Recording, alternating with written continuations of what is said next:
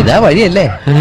ആത്തെന്തായിരുന്നു പരിപാടി? അമ്പലത്തിലൊരു വഴിപാടിന്റെ കാര്യം പറഞ്ഞു. വഴിപാടായിരുന്നല്ലോ, നല്ല കാര്യമായിട്ടായിരുന്നല്ലോ. തോന്നിയസം പറയരുത്. തോന്നിയസം കാണിച്ചിട്ട് ആ പാവം ജവാന്റെ ഫോട്ടോയില് മാലിട്ട് ചന്ദനത്തിലെത്തിക്കണോ അല്ലേ?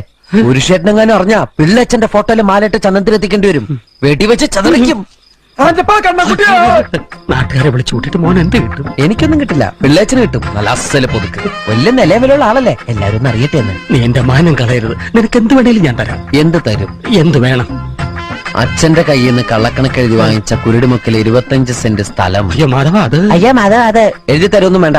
അവിടെ ഇത്തവണ എനിക്ക് വിത്തറക്കണം, അതെന്റെ ഒരു മോഹം. ഞാൻ പടാവലും ഇട്ടിരിക്കുക. ആയിക്കോട്ടെ, അത് വിറ്റ് കഴിഞ്ഞാൽ എനിക്ക് വിത്തറക്കാലോ. ഇറക്കാം. പുറപ്പാടാം.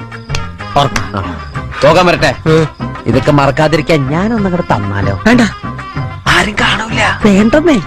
എന്നാ ചാടിക്കോ മോനെ.